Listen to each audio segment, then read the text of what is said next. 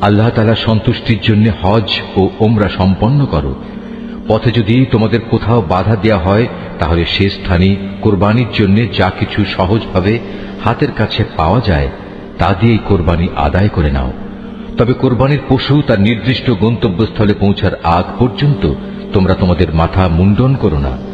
যদি তোমাদের মধ্যে কোনো ব্যক্তি অসুস্থ হয়ে পড়ে অথবা যদি তার মাথায় কোনো রোগ থাকে যে কারণে আগেই তার মাথা মুন্ডন করা প্রয়োজন হয়ে পড়ে, তাহলে সে যেন এর বিনিময়ে ফিদিয়া আদায় করে, এবং তা হচ্ছে কিছু রোজা রাখা অথবা অর্থ দান করা কিংবা কোরবানি আদায় করা।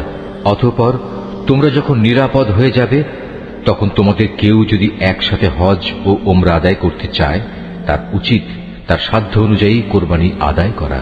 যদি কোরবানি করার মতো কোনো পশু সে না পায়, তাহলে সে যেন হজের সময়কালে 3টি এবং তোমরা যখন বাড়ি ফিরে আসবে তখন 7টি, সর্বমোট পূর্ণ 10টি রোজা রাখে।